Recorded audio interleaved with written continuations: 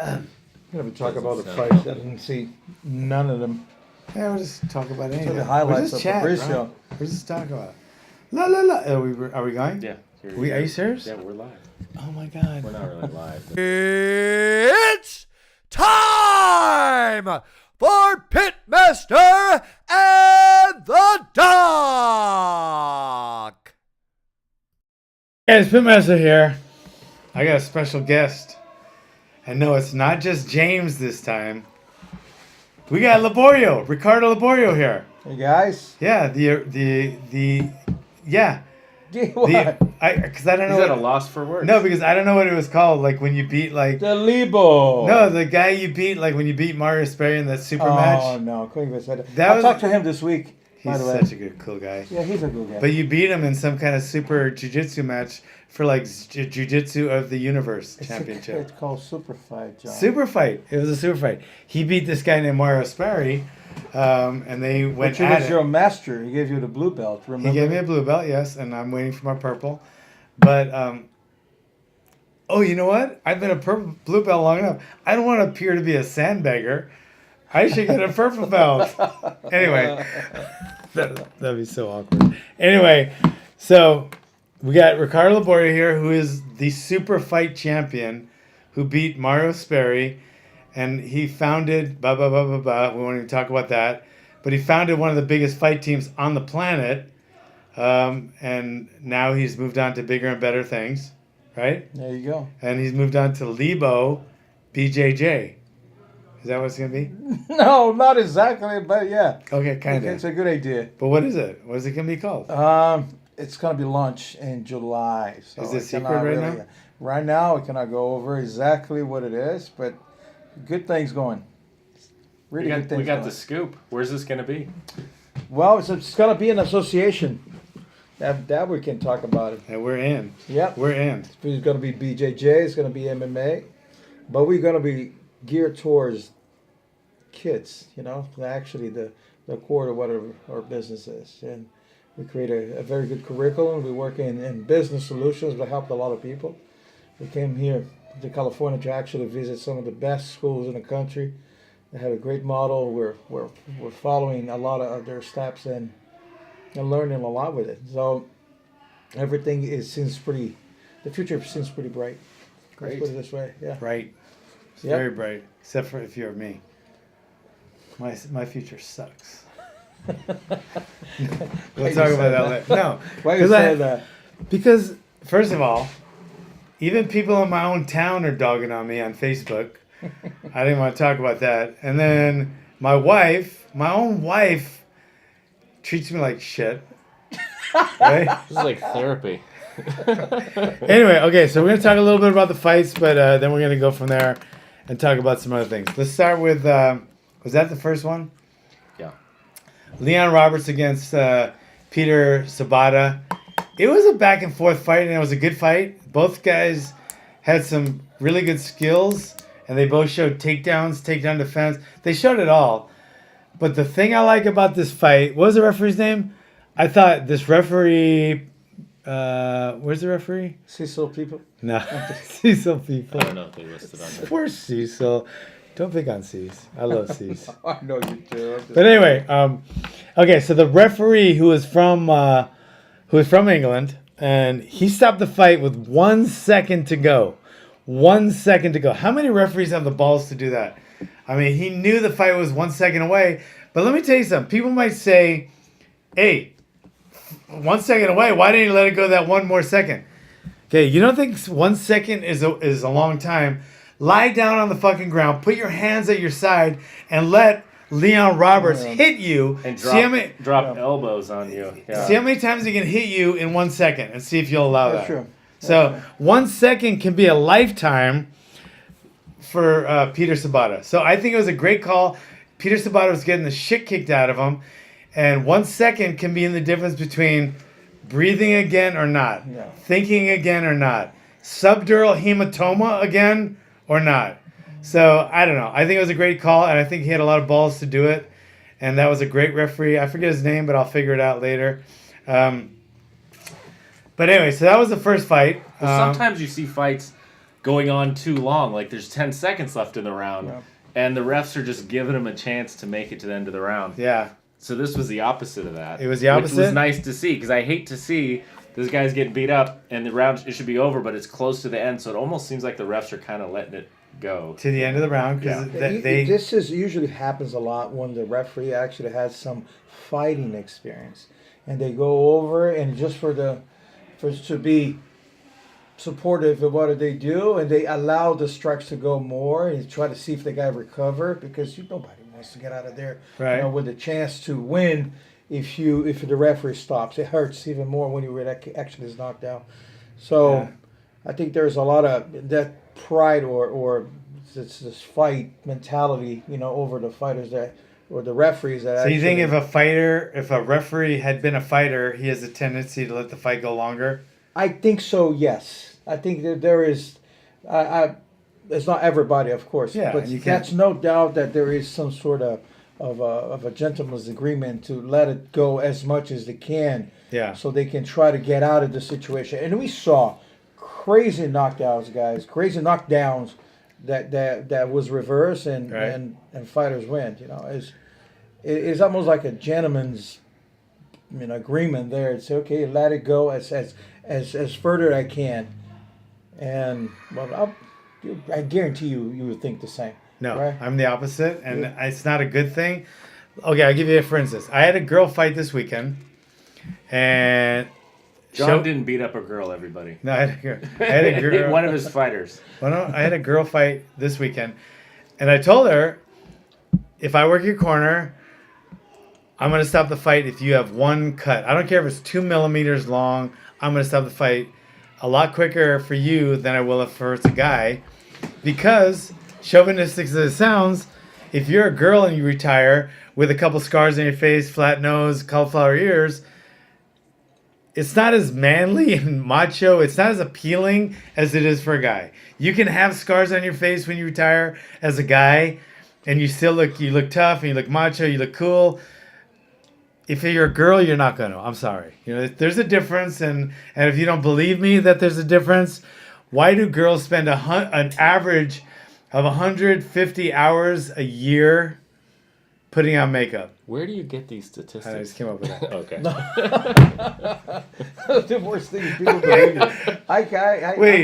No. Okay.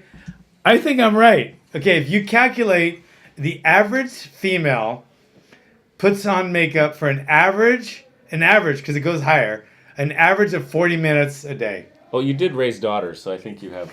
So you have some experience. Okay, times 40 minutes times 365 divided by 60, and that's how many hours it is. You do the math, but it's a long time. Let me tell you, it's a shit ton of long time. Try to hold your breath that long. You won't be able to. So because that's true, and that's fine, but scarring on a woman and a flat nose and cauliflower ears, it just won't go as well after they retire and they're in the search hunt for a man on Tinder. No, actually, I know someone that's on Tinder so much they're actually seeing Dr. Kasper here for a condition called Tinderitis. No, because their thumbs swiping. No, Tinder thumb? Tinderitis. Tinder thumb. Yes, Tinderitis. But anyway, okay, so why are we talking about Tinderitis? I have no idea. Okay, so. We're talking about stopping Okay, I'll fights. tell you why. I stop fights way too easy, way too quick. I've stopped fights in the corner where the doctor himself says, John, the guy's okay. He can go on. I go, no, he can't. Let me give you an example, and you'll agree with me. If a guy gets dropped, right at the bell, right? He gets dropped. So he's knocked out right at the bell, and he's able to gather himself and make it to the corner. They're going to let the fight go on after a minute if he can answer one simple question or something. He just had a brain injury. He just got a concussion, and now he's going to go back and fight a minute later. His chances of a chronic injury or even acute injury have gone up exponentially if you let that fight go on. Well, this is what I think about boxing, because they get knocked down and they get time That's to exactly recover. what I think. And then they get hit more. Whereas in MMA, you go down and you're out, and it's pretty much over. I could agree more. Yeah, it's know? true. So you That's see true. that, And that's why there's there's an average of 10 to 13 deaths a year because of head trauma in boxing. And I think there's only been like 2 in the entire history of MMA. There's a reason for that. There's a lot more brain damage. And not only because of that, it's because 99% of a boxing match is punching each other in the head, where in MMA there's grappling, wrestling, clinching, etc. Correct. So I agree. Anyway, they stopped this fight with 1 second left. I thought it was a great call. And it should have been stopped. It should have been. And so I like that the second's a long referee time. didn't take into account the clock No. and go, just let him get beat up for another second. Even though it wasn't just the end of the round, it was the end of the fight. The whole fight. Yeah. But that one punch could have put him out for the rest of his life. He probably would have won on the scorecard anyway, I don't know. It was pretty damn close. Edwards. But Anyway, he didn't come back from having a sure loss on the scorecard to winning with that stoppage. So No. I don't think it was a controversial stoppage. No, it wasn't. At least he can remember his name in a week. Like I have a hard time sometimes wake up. As soon as I wake up, I forget where I am. I've been hit so much. All right. You like this next fight. Oh my god. So this is Terrion Ware, who we saw fight recently. Yeah, he fought McCulley or McCunney or McCulley. What's the guy's name? McCulley? I knew it until you said it wrong. O'Malley. O'Malley. Yeah. O'Malley. The goofy guy with the fro, the Jew fro. Okay. Yeah, Terrion Ware fought the Frenchman Tom Duquesnoy. He did not win that fight. He did not lose that fight. He lost to what's his name? McCulley? O'Malley. O'Malley. He lost to O'Malley, but he won. He won this fight, guys. Where's the referee? The referee is fucking blind in this fight. He was either blind or stupid. You can be both, but he was one or the other. He lost this fight, Dubonnet, right? Duquesnoy, whatever. He lost this fight, and Terrion. If was a referee call, or this is what this? No, the judge. Did I say referee? Judge, yeah. Oh, sorry. I meant judge. It was a great referee. Who was the referee? Anyway.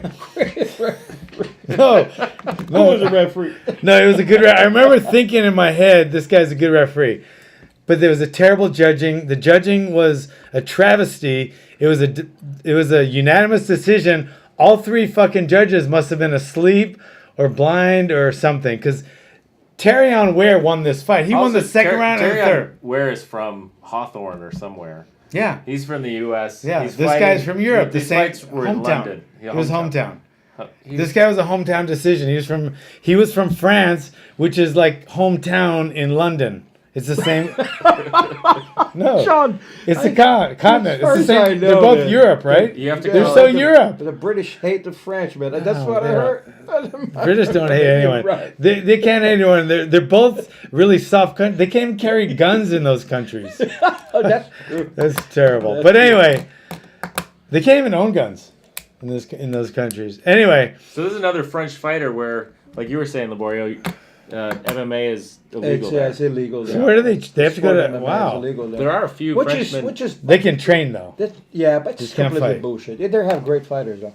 Hey, great fighters. Yeah. It's all politics, in my opinion. I think this is all what evolves into other sports, other bigger sports, and as we know, What's the biggest sport in France France? is very socialist, so the majority of the sports there are teach into this Palais des Sports, which is this big complex that they have there. It's just great. They have great programs from judo, karate, wrestling, and everything else. You do have basically everything for free. For some reason, MMA is not legal in France, which is man, there's so many other. Well, MMA is not illegal in France, but if you call it Shuto, which is basically the same thing with 1 or 2 different rules, you know, You can it's do it? allowed. Yeah, they can do it.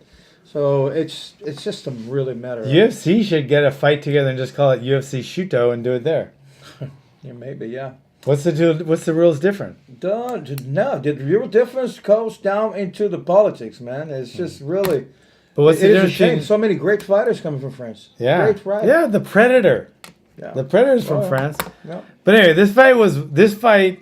Terrion Ware not only did he score like 40 more punches, he also got like 2 takedowns. One at the end of the second round, huge, or first round. So that kind of nullified the first, but I still think the French guy won. But his takedown in the second round, he had quite a bit of time left. He did some damage on the second round on the ground. He definitely won that, and he won the third round.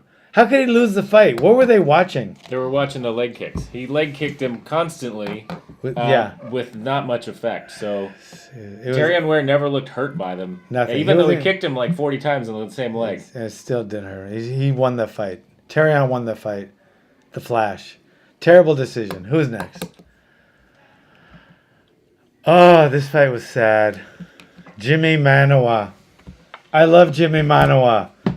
You can't, if you don't love Jimmy Manawa, you're a terrible human. You're a terrible human. If you don't love Jimmy Manawa, if you don't think he's one of the greatest fighters to watch, you're a terrible, terrible MMA fan. You should not be allowed to watch MMA. It seems like he on the scorecards there he lost big time, right? He lost big time. He lost big time. That's why it's so sad. I think. Well, they called Jan, and Jan through the course of this. I think that's a common thing with his name. But he won. He was very good at counter striking. He also had a couple good leg checks that looked really painful. And he had some. He had better. Ring generalship. He had better. He just looked like he won the fight, but that's why it was so sad because everybody loves Jimmy Manawa and they hate to see him lose because he's like the consummate fighter's fighter. He just wants to bang with anyone, and he was just coming out short. He got dropped in the first round. He got beat up in the second round and beat up in the third round.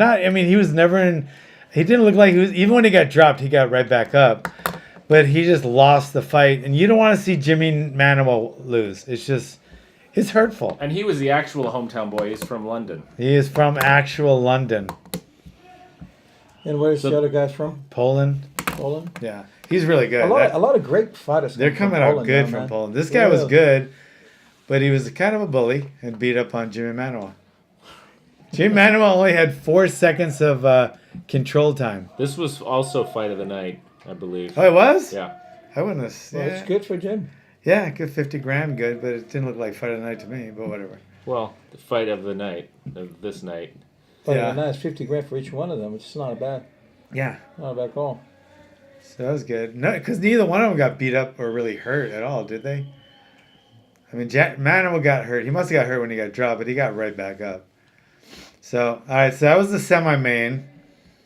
And now we got the main event. Alexander Volkov against Fabricio Verdum. And Verdum's 40 now, I believe. I think this was a big. It's a big decisive point there. You know, as age comes, hits you hard. Yeah, it hits you hard. It really hits you hard. So you gotta go double that. time to try to recover. I would know. Or improve your steam, your stamina. Anything. At 40 years old, it's just not easy as it was before. Not just recovery time, but stamina wise. I don't know if it will affect the results of the fight or not, but definitely 40 years old, it waits. I think this guy was one of the best heavyweight fighters in the world. This guy was the first time that Cain Velasquez was submitted before in a fight was Fabricio Verdum. And the first time Fedor Emelianenko lost, right? It was Fabricio. Was it? Yeah, I think it was. I know Fabricio is a hell of a fighter, and I mean, to be honest, like you think he's lost X amount. He hasn't lost that many. I think he's only lost. He came off 3 fights win. They lost one. They came off 5 wins before that. So I think he's had 3 losses in his last 10 fights. So he has a winning record. He's ranked right up there too. But this fight, or something, he just looked terrible in this fight. He's I don't know. I think he was trying to get in close and control the distance because that guy's so tall. He's Volkov. He's 6'7" or 6'8". Yeah, He's a big guy. Taller. But I don't think it was. I think it was just. It was when something happens, it's usually just the other guy shutting you down, or sometimes it's overtraining. Overtraining is a very insidious affliction, and when it hits you, like you don't even know it's coming sometimes, and once it hits, fight's off. I mean, you're just not gonna fight to your full potential. Overtraining is worse than undertraining, and it's like I said, it looked like he had some overtraining issues. His timing was off. His distance was off. He didn't look like he was trying. Like when one of the worst things of overtraining is you lose your zest. You lose your dynamic striking, your dynamic movement. You just don't have it. Once you overtrain, you can't get it back right away. It takes a while. And it looks like he pushed it a little too hard because he just looked... Everything was off in this fight to me. Yeah, but let's talk about the Russian too. This kid is coming with a good... Yes. Yeah, he's coming hot. He nailed him. He's coming hot. This Russian kid is not a joke. You know, no, so it could have been named. It might have been that. It might have been completely just the Russian shut him down. But it just didn't look like it. But it could have been. I mean, sometimes you just can't tell. And the Russian, I thought he was Polish. He's Russian though. He must have hit a lot harder than he looks like. How many knockouts does he have? But he didn't look like he hit Fabricio that hard, and he knocked him out. So he must hit pretty hard, even though they're both not heavyweights anyway. But what's his record? How many knockouts? 26-6. How many? Does it say how many KOs? No. What do you mean no? Well, somewhere you can add them up. Oh, there you are. I gotta add them up. Okay, 1, 2. He has. I don't know. We don't know how many knockouts, but he probably has a lot. Yeah. Okay, I'm gonna show you right now. But anyway, so it was. I mean, I love those guys. They did a great job, but it was a boring fight. I mean, there wasn't a lot of action. Number one, and it was stamina, right? I don't know what it was, man. They just didn't look. It ended in the 4th round, but it wasn't a really exciting fight to watch. But I definitely think Verdum is not done. I don't think that fight really said you're done, Mr. Verdum, because he lost to a guy that's probably going to fight for a title soon. Yeah. There's another thing too. There's the fact that... Are you getting some? Go ahead. Yeah, there's the fact that Verdum... I know Verdum pretty well. And I know since he was a kid. Seriously, since he was 17, 16 years old in a BJJ's circle there. And he always loved to compete. When you talk about this kid's going to be done, and I just don't see this guy. I don't see this guy quitting fighting in his system, and he loved that so much. And he deals well with losses too.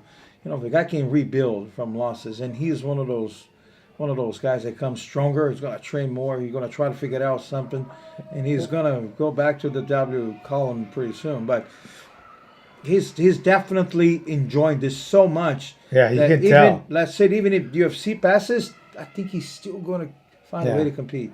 You can tell he has a lot of fun.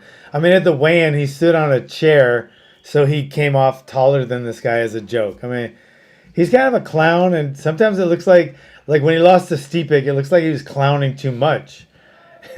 But he's having a good time, man. It's like didn't look like he really got hurt. There's no way I think he's done. But what's his jiu-jitsu? What's his jiu-jitsu pedigree? Is he like a top jiu-jitsu guy? Oh, yeah.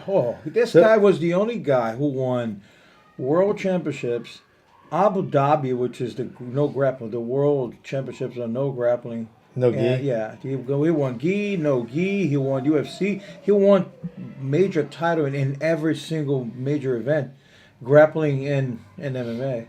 So he was for real, man. He always was for real. And he loves, like I said, he loves to compete. And this thing about losing it, for some people, really hits super hard. I'll say that it's different with him, but he can rebuild pretty fast, which is a tremendous point, Yeah. And you see a lot of fights. Sometimes it's dangerous. In boxing, you see a lot of those guys to actually not stopping competing, and they love so much and just keeping them on a game or for necessity of money, or for fun, but he's one of those guys, man, that he can rebuild pretty fast and he come back stronger to try. You think he's hurting for money? No. Nope, not at all. Probably And I done think pretty he's well. I think he's done He pretty has his well. own gym, right? Oh, yeah. I know he had one in like Marina Del Rey in L.A. Oh, there's more. He bought property in Brazil, I think, and bought a comedy club in Brazil, too. So all this thing about having fun and being, So he's a businessman too. Yeah, I think so. Kind of like Pedro Rizzo. Pedro Rizzo, he's a great guy. He did some. I heard he did some good real estate deals and Pedro's awesome, man. Yeah, Pedro's absolutely awesome. kick like a freaking goddamn We horse. should call him. We should call Pedro right now. Pedro. Pedro Rizzo. Let's call him, see if he answers the phone. He's an awkward guy. I don't know. No, he's an awesome guy. I You don't like love him. I love him. Remember, we worked together a few times with Glover. Glover. With Glover. Yeah. You don't like him? No, I do. I love him. I'm Okay, teasing. So sensitive, bro. What the hell? Fala, Pedro. Parabéns! Pedro. Hey, I got John Hackleman here on the line, man. Hey. You are on his podcast. We're on a podcast. What's up? How are you? Parabéns. Do you know what parabéns means? Pedro. Parabéns means congratulations. Pedro, Pedro, can you hear me? how come you kick so hard? He kicked really Você hard. tá No, how come you kick so hard? Did you kick coconut trees? What did you say? He trains hard, that's right. Oh my God, he. Pedro, sou eu, Libório. Eu tô com eu tô com o John Hackleman. I heard Now he that. recognized it's you. Oh, don't think I can't speak Portuguese. I know what you just said. How are you, man? I'm fantastic. It's good to talk to you. Answer me this question for the viewers on our podcast. How did you develop such a powerful leg kick? What's your secret? A little bit genetic. Genetic. I have the legs, but a little bit technique. You have to move your hips, step to the side, and move your hips as fast as you can. That's Okay. what I have to do. So it's in the hips. It's in the hips and genetics. Yeah, all the hips. Oh. Said heavy legs. Okay. That's fantastic. How you feeling? I miss you. Hey, I miss you too, my friend. I'm feeling good, man. Everything's going well. Working hard in Brazil. I hope next time you come to Brazil, I'm gonna take you to visit my kids. I have 600 kids. Yeah. Training He for got me now. it's a beautiful Wow. Is that man. It's not even a gym. It's a really is a social. What about project. Lemon? Do you have that Lemon kid? What I called him Lemon or Apple? There was an Apple one too, right? Do you remember those two guys, Apple and Lemon? Who is it? They were with Glover for a while. What are you Remember? talking about? A long time ago. Yeah, they came and stayed at my house for a while. I don't know. Apple. You remember Apple? But I know this guy because he was friend of Babalu, wasn't Glover Street. Oh, I okay. don't remember him. You don't know. The Apple who I know, he was friend of Babalu, wasn't Glover Street. Oh, okay. Must be a different guy. How is that? Babalu's crazy. Is Babalu crazy? I like Babalu. Have you ever? Yeah. Has Babalu ever been normal? No, he's never normal. He's always been crazy. Normal. What about? Yeah, he's totally crazy. What about Vanderlei Silva? Is he ever normal? What happened to him? Who Vanderlei? I didn't see him much. Do you think he holds his breath too long or something? I don't know. I'm not seeing him much. But Vanderlei is the guy who I know. I know him. When I see him, we talk a little bit, but he's not my friend. I don't know much about him. He's not right in the head. There's something wrong with him. You know why? Because he trains with that oxygen restrictive things. So I think he has oxygen debt problems. But anyway, so you all right, man? I miss you, brother. I miss you too, man. Come see me soon. Parabéns. Okay, man. Tchau, Pedro. Anyway, Tá falando de você, ele tem que se desligar. so anyway, Eu tô aqui no podcast, não. Eu falo com você daqui a pouco. Desligo já. parabéns. Tchau, velho. Anyway, so that was the hardest. That was probably the hardest leg kicker ever in UFC history. Pedro Rizzo. I call him Rizzo because when I see the R, I always want to say R, but it's actually pronounced huh. I don't know why. Don't ask me why, because what's the reason? What? Rizzo and No, but why do you say Hizo if it's Hizo. an R? It's Yeah, supposed to be Hizo. no, but it's supposed to be an R. That's how it works in Brazil. The R is an R. Are you serious? Yeah. Why? That's how it works. That's an H. Hizo. John, you're something else. But anyway. Well, it's an Italian name. His father is an Italian guy. Yeah, Yeah, He had yeah. some leg kicks. That guy. Remember when he fought poor Randy Couture? Randy Couture's in pain the next day. I saw him the next day. He was. I don't think Randy won that fight. I don't remember it well enough to think either way.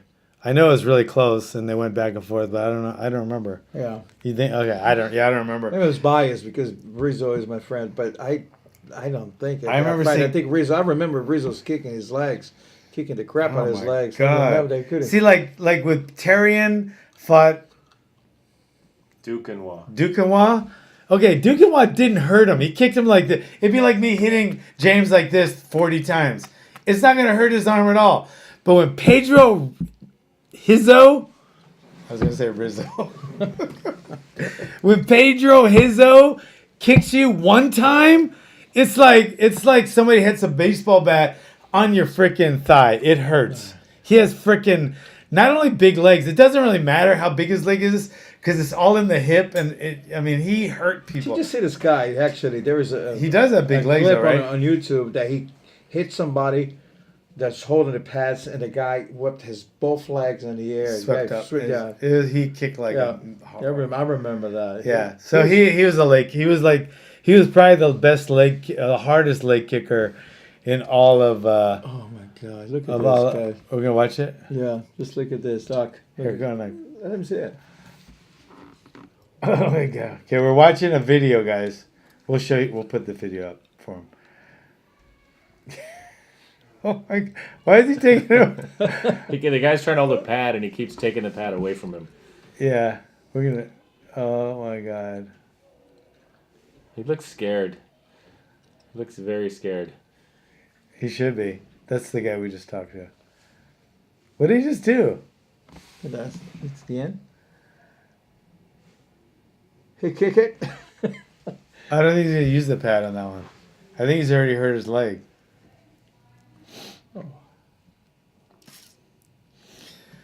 Hardest kicker. No. That's what you got to see it. You guys didn't see it. Oh, look. Take a look at this. The guy flipped in the air, man. Oh my God. Can you imagine? That's how I feel when I'm holding pads for some of my guys. This is ridiculous. This is ridiculous. We'll add the video in for anyone watching the video of our podcast. Yeah. So he's the top. You think he's the hardest leg kicker ever? Who do you think's the hardest leg kicker in MMA history? That's so hard to say. Huh? I don't Melvin think so. Menhoff, maybe. No, I don't think so. I don't think Menhoff is a beast too, though. he is, but I don't think he kicked as hard as. I don't think he leg kicked as hard as Pedro Hizo. Marco Rua, remember Rua destroying that big 7 feet tall guy? The Korean guy? No, the big UFC in the first ones. Yeah, I was thinking that big Korean with a horse face. Remember that one? Yeah. What was his name? That. Kim something. Kim Young Gotta be Jung or Kim something something. like that. I remember. Yeah. 7 feet tall. Yeah, he Yeah. was. Yeah. That was pretty brutal. But I don't know. I'll go. Okay, another one. Thiago Alves. That's another great leg kicks. Let me think. You think you would compare that with Pedro Hizo? No. But it was great leg kicks. He He did. used to have great leg But then kicks. again, there was But it's not the hardest. Jose Aldo, and there is Barbosa. Barbosa. They both have great legs. Yeah. They're a lot lighter, so you can't. I mean, they don't have the same. It doesn't look as hard because they're lighter, but those guys had freaking powerful. Who do you think of the hardest left hook in MMA history? Glover Teixeira. Glover is pretty hard, yeah. Yeah, I would. Left hook. I might go with Glover. Yeah. Yeah, it's a good one. Yeah. Do you remember that knockout? I saw it was almost like a double knockout, but it wasn't. Dan Hardy Yeah. against Condit. Carlos Condit. Yeah. That was so beautiful. That was Because both one left had their hooks. hand up and the other one didn't. So Right. they both landed at the same time, but Condit's hand was up and Hardy's hand was down here. So never hook, That's why you should never hook with a hooker. Another one that I see recently, was watching recently, was Rose with a left hook on Joanna. Yeah. That was a perfect left hook. All 3 fights that week on the UFC changed hands because of a left hook. Really? Yeah. Bisping got KO'd by Saint Pierre. Then he threw on a choke, but he was already out with the hook. Remember? Right. And then Rose Namajunas, and then TJ Dillashaw against Cody. Yeah, Cody Brown. Yeah. Now some people might say, well, that was a right hook, but I consider a left hook any hook that's in the forward hand position. So if you're a southpaw, the right hand is your left hook. If you're regular, to me it's the lead hand hook. I call them both. Think about left hook. I think about Mike Tyson. Honestly, I love his left hook, man. And his uppercuts, I thought it was a beauty. And his overhand. And his overhand. And the overhand. Everything. Yeah, but the uppercut, the way he actually transitioned the body and go to the upper. Not many people would double up with the right. He would throw a right hook to the body and then an uppercut. Yeah. No, I've never seen anyone do that before or since. You also got Joe Frazier. Yeah. You also had Ernie Shavers, who we were talking about earlier. You also had the best left hook ever in boxing. I bet nobody out there will hear of him. And if you haven't, Google him. Pepino Cuevas. The best left hook in all of boxing. Really? Pepino Cuevas. What is the name of that? The white hope. Remember that guy? Yeah, Tommy Morrison. Tommy Morrison. He had a great left hook too. Great left hook. In fact, if you Google best left hook of all time, I bet you his name will come up in the top. Any search, his name will come up in the top 3. Beautiful, man. So precise, so clean, hard. He had Tommy Morrison. That's it. Tommy Morrison. Yeah. Did he die? He died of AIDS, right? He died of AIDS or something. Yeah. Huh? That's right. Did he come up? But incredible. Incredible. Tyson's in there, number 3. Yeah, there's Tommy Morrison. Yeah, he died of AIDS, man. What the hell? Well, that happens. I know, shit happens. But anyway, that was a wrong time for him, to be doing all this craziness, right? Yeah, and he made it so big on the Rocky 5, and then just his fight career. I mean, he was there, and then boom, AIDS. Yeah. You know how they found out he had AIDS? Pre-fight physical. Really? Yeah. Can you imagine? Because you just go shit, I got to get a physical for this fight. Every fight, right? Every year you got to get your pre-fight. And all of a sudden he comes back with Tommy, you're not going to be fighting this fight. Oh, why? Do I have what happened? Do I have my cardiac enzymes too hard or too high? Or do I have a CPK or is my blood sugar a little off? No. What is it then? What's the matter? You got AIDS. Yeah. That's in medicine, even to do HIV testing, you have to do pre-testing counseling. Those aren't tests that you just do without counseling a patient beforehand, because the results can be so devastating. No, I know, but they don't do it now. They don't do that now. Maybe not. No, because my guys go in for every year. Yeah. Well, HIV used to be a death sentence. Yeah. 15 years ago. Yeah. No? It's not, what is it now? Just imagine how his opponents, went through it. Yeah. When they find out that he died of AIDS and he fought him, or somebody got cut. Yeah. Just imagine that. Or training partners. It was a hard time. Sex partners. Even worse. Yeah. Hello. But that was a choice, right? That was watching him on TV. Some poor chick that he freaking met in a bar, and he's watching on TV, and she's watching, and she's like, "Oh shit, oh man, honey, I got good news and bad news." Hey, where's the good news? There's no good news, honey. I got bad news and worse news. What? No, you guys are so somber when it came to that. No. It's just such a. It's hilarious, John. Hilarious topic of you have to be able to make fun out of that's a comedian. I'm a comedian. What the hell? But anyway, What's the matter? He died of AIDS. You guys are so somber. Yeah. Why? Anyway. Why? but anyway, so Tommy Morrison, yeah, best Bill left hook. Morrison. Very good. And then, so we came up with who has the best left hook and the best overhand right in MMA. Then we're gonna Chuck call it. Liddell. Come on. Chuck Liddell, okay. Chuck Liddell, Let's go with the overhand top three. Chuck Liddell, yes. definitely. All right. Overhand right, man. Easy one. It's an easy one. Fedor. Fedor Emelianenko. Fedor. Yeah. That's And then true. third, it's not going to be an overhand right per Oh, se. Dan Henderson. Yeah, that's Dan what I was going to Henderson. say. Oh. It's not an Dan overhand Henderson. right, but it's still a right. It's just a right. And it's not overhead right. I you saw can't, him you knock can't out call overhead it. right. You can't call it Really? anything. It doesn't have a name. He never learned how to throw it. It just was his natural punch. Guys, He just- wait. he was wait, like, wait. Just put it down here. Oh! And he Yeah. was an Olympic level wrestler, Oh, yeah. but he was known for his His H-bomb. toughness Yeah, stuff too. You know, oh he my was God. he was such a Remember him against Vanderlei? Yeah. Oh, in Japan, I think. They just went at it, and he was getting the shit beat out of him, but he just kept. Oh, what about him with? Bisping. Yeah. Bisping. Yeah. That was overhand right. And Hector. Oh, that was an elbow. He was out. It was an elbow. Right, it was a side Oh, elbow. Yep. He was just like he was out. It was out. It was out.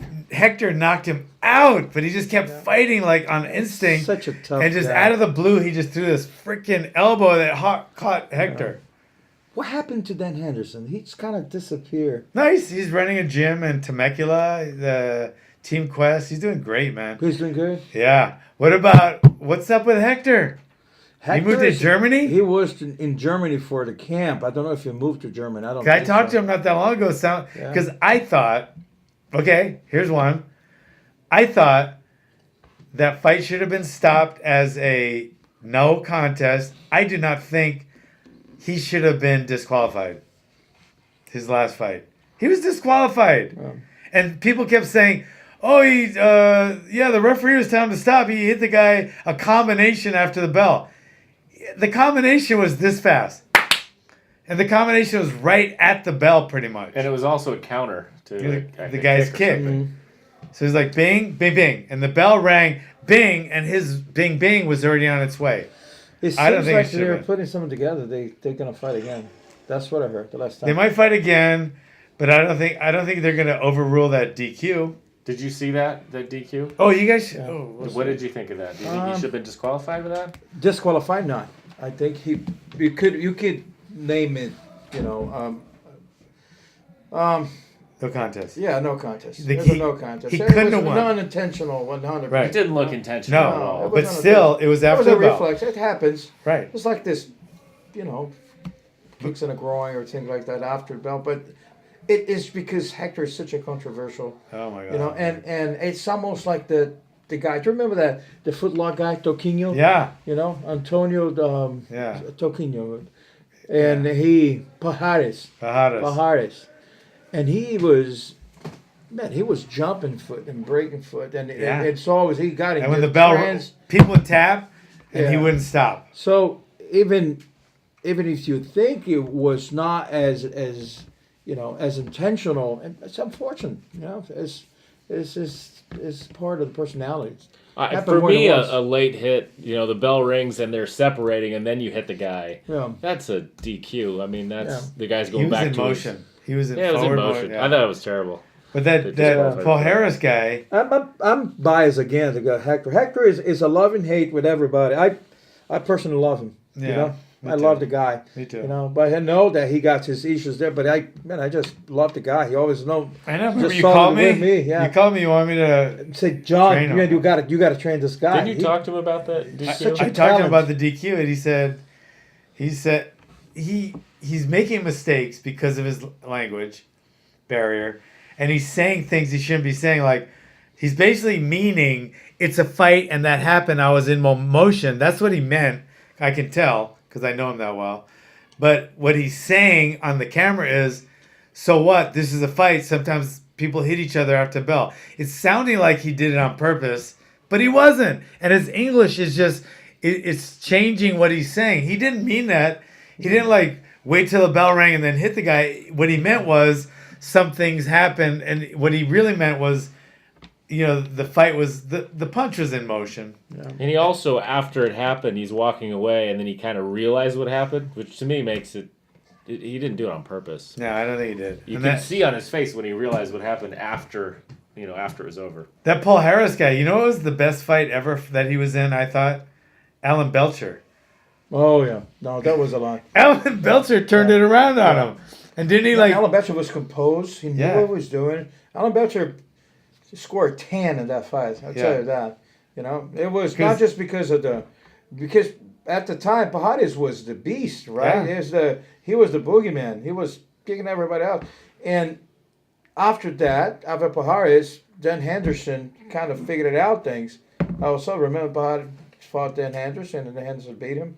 But at the time, Pajares was the boogeyman. He was getting everybody. But Alan fought him in his own game. Yep. He said, "Fuck that! Here's my leg. Give me yours. Let's go." I agree. And was it a stoppage? I don't even remember, but I remember. I think it was a stoppage. I remember Dan Henderson was a stoppage. Yeah, I Dan remember. Henderson was a stoppage. I remember Alan just like you could tell he was thinking like, "All right, bro, you want to do leg locks? Let's do leg locks." And he went with him leg lock for leg lock, and this guy was like the most feared guy. Yeah, grappler at the time he was the most feared grappler. It was a boogeyman. I'm telling you, that kid was good. It was winning everything. So kind of, Alan Belcher went there and put a couple of things in his head, kind of create momentum for other people too. Yeah, who is his name? Paul Harris. Yeah, Pajares. Paul Harris. Paul Oh, here he is. Yeah, TKO. He TKO'd him. And it was his first first time he got TKO, or even the first time he lost, I think. Oh yeah. Check it out. I think he got a. Yeah, that was pretty impressive, man. I was really impressed with Alan Belcher that fight.